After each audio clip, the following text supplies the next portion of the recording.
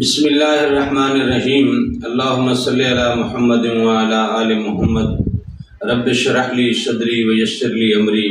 واحلل عقدۃ من لسانی یفقہوا قولی۔ السلام علیکم دوستو، میں ہوں ایک عام سا مسلمان فقیر معصوم وارثی۔ دوستو، روحانی تعلیم کا یہ سلسلہ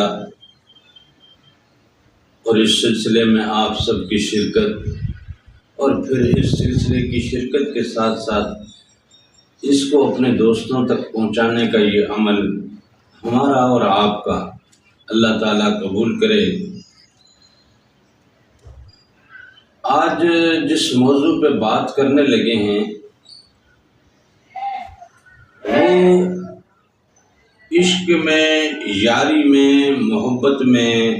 یار سے ملاقات کا جو اس دنیا میں رائج طریقہ ہے، اس طریقے کے پس منظر میں یا اسی طریقے کے انداز میں اللہ سے ملاقات کا انداز، یعنی کہ میری خلوت اور مالک تیری جلوت، میری اکیلائی، میری تنہائی، میں اکیلا اور تنہا تمام دنیا سے کٹ کے، اور پھر اس میری تنہائی میں میرا یار میرے ساتھ، میرا محبوب میرے ساتھ، میرے دل کی تاریں جس سے جڑ چکی، میرے عشق کے معاملات جس سے جڑ چکے، میری محبتوں کے معاملے جس سے جڑ چکے، میری کشش، میری طلب، میری پیاس، میرے جذبات، میرے احساسات جس کے ساتھ پیوست ہو گئے، وہ یار میرے ساتھ ہو، دنیا نہ ہو تو نہ ہو، اور دنیا ہو بھی نہ کہ کہیں میری یار کے اور میرے بیچ میں خلل پیدا نہ ہو۔ یہ دنیا کے یار سے ملاقات کے لیے ہر بندے کی یہ طلب ہوتی ہے، دنیاوی یار کے لیے یہ ہر بندے کی طلب ہوتی ہے، میں ہوں اور میرا یار ہو میرے ساتھ، بس پھر کوئی اور نہ ہو، محبت کی پینگیں ہوں، پیار بھری باتیں ہوں، خلوت کے لمحے ہوں اور جلوت کا نظارہ ہو۔ تو یہ خلوت حقیقت میں کہتے ہیں اکیلے پن کو، اور یہ اصطلاح استعمال ہوتی ہے اللہ کے عشق کے لیے۔ نارملی دنیاوی عشق کے لیے ہم جو اصطلاح استعمال کرتے ہیں وہ تو یہ کہتے ہیں اکیلے ہو جائیں، سیپریٹ ہو جائیں، سیپریٹ اور سیکیور ہو جائیں، جہاں کوئی انفلوئنس نہ ہو، جہاں کسی کی آمد رفت نہ ہو، جہاں کسی کی مداخلت نہ ہو، میں ہوں اور میرا یار ہو، بس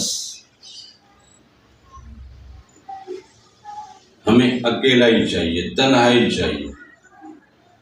بادشاہ اس کو یوں کہتے تھے کہ تخلیہ، یعنی کہ اب مجھے اکیلا رہنے دو اور یہاں سے سارے نکل جائیں۔ بادشاہ تخلیہ کہتے تھے، وہ سمجھ جاتے تھے درباری کہ بادشاہ اب اکیلا ہونا چاہ رہا ہے، اور پھر چاہے کسی ایک کے ساتھ ہونا چاہ رہا ہے، کسی محبوب کے ساتھ ہونا چاہ رہا ہے، یا کسی میٹنگ کے لیے ہونا چاہ رہا ہے، یا اپنے آرام کے لیے ہونا چاہ رہا ہے۔ تو یہ تنہائی کی طلب ہر انسان کی رہتی ہے اپنے یار کے لیے، لیکن یہی یاری جب اللہ سے جڑ جائے تو پھر تو طلب یہی ہوتی ہے کہ مالک میری ایسی تنہائی کا اہتمام کر کہ جہاں میں اکیلا ایسا رہوں کہ کسی اور کی مداخلت نہ ہو، اور بس پھر وہاں تم ہو میرے ساتھ، تمہاری حاضری ہو، تم سامنے میرے بیٹھے ہو، سامنے میرے یار بیٹھا ہو۔ رب سے یاری، رب سے اچھی اور بہتر یاری کسی اور کی ہو سکتی ہے کیا؟ پرخلوص محبت، وفا کا سب سے بلند معیار، اللہ کی محبت کے علاوہ کسی اور کے پاس مل سکتا ہے کیا؟ خلوص کی جب انتہا، محبت کی وارفتگی، عشق کی دیوانگی دنیاوی محبوب کو بھی دنیا سے دور کر دیتی ہے، آپ کو تو دنیا سے دور کرتی ہے تاکہ میں محبوب سے اکیلائی میں مل سکوں، لیکن وہ سامنے والے محبوب کو بھی دنیا سے دور کر دیتی ہے کہ مجھے اتنی محبت کرنے والا، اتنی چاہتے دینے والا، اتنا مجھ سے پیار کرنے والا، ایسا عشق کرنے والا دیوانہ میرے ساتھ ہے، تو میں دنیا کو کیا کروں؟ وہ تو رب ہے جو محبتوں کا بدلہ 1000 گنا زیادہ محبت کے ساتھ دیتا ہے، جو آپ کی تڑپ کا بدلہ وہ خود تڑپ کے ادا کرتا ہے، جو آپ کے عشق کو اپنے عشق اور اپنی دیوانگی کے ساتھ پلٹا کے جناب آپ کو اس کا رزلٹ ملتا ہے۔ جب اس رب کی عشق میں آپ تنہائی اختیار کرتے ہو، دنیا سے دوری کرتے ہو اور بالکل تخلیے میں چلے جاتے ہو، تو وہاں تمہاری طلب تو یہی ہوتی ہے نا کہ اب میں اکیلا ہوں، بس میرے ساتھ میرا یار ہو۔ یہی وہ حقیقت میں ہماری روح کی پکار رہتی ہے۔ ہماری بے چینی اس دنیا میں پیسہ آ جائے، دولت آ جائے، بادشاہی آ جائے، حکومت آ جائے، طاقت آ جائے، شہرت آ جائے، عہدہ آ جائے، کچھ بھی آ جائے، کچھ بھی آ جائے، ہماری روح پھر بھی بے قرار رہتی ہے، بے چین رہتی ہے۔ اگر ہم دنیا میں خود کو غرق بھی کر دیں پھر بھی بے چین رہتی ہے۔ دنیاوی معاملات میں، دنیاوی لذتوں میں، دنیاوی عشق میں یا دنیاوی خواہشوں میں یا شہوتوں میں بھی اگر ہم اپنے آپ کو غرق کر بھی دیں پھر بھی ہمارا اندر سے ہماری روح جو ہے وہ بے قرار رہتی ہے۔ پھر اس کے قرار کے لیے پھر نئے محبوب کی تلاش، اس سے بہتر یار کی تلاش۔ اس کے ساتھ مانوسیت ہو گئی ہے، حجت ہو گئی ہے، محبت میں کمی آ گئی۔ اب نیا آئے گا، نئی آگ، نئی آتش بھڑکے گی۔ اسی وجہ سے برائی پھیلتی جاتی ہے، پھیلتی جاتی ہے، بے حیائی پھیلتی جاتی ہے اور گناہ پھیلتا رہتا ہے، کیونکہ اندر کی بے چینی آپ کو کسی ایک کے ساتھ ٹکنے نہیں دیتی۔ لیکن رب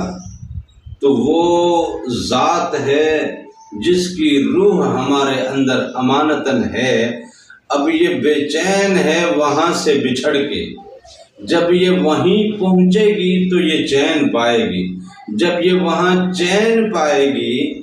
تو پھر اس کے علاوہ تو اور کچھ ہے نہیں، پھر طلب کس کی ہوگی؟ ایسے میں روح کی یہ بیسیکلی پکار ہے کہ میں اکیلی ہو جاؤں، میں تنہا، مجھے خلوت نصیب ہو، وہاں مالک تیری جلوت ہو، تیرا ساتھ ہو، تیرا دیدار ہو۔ خلوت کو جلوت مل جائے تو معراج مل جاتی ہے، معراج مل جاتی ہے، اور رب کی جلوت ملے، رب کا دیدار ملے، رب کا قرب ملے، رب کو روبرو یوں سامنے بیٹھ کے دیکھو، جو حسن کا منبع، جو عشق کا منبع، جو خوشبو کا منبع، جو انوار کا منبع، نور ہی نور ہو، خوشبو ہی خوشبو ہو، محبت ہی محبت ہو، عجیب انرجی جناب ٹرانسفر ہو رہی ہے، عجیب انرجی۔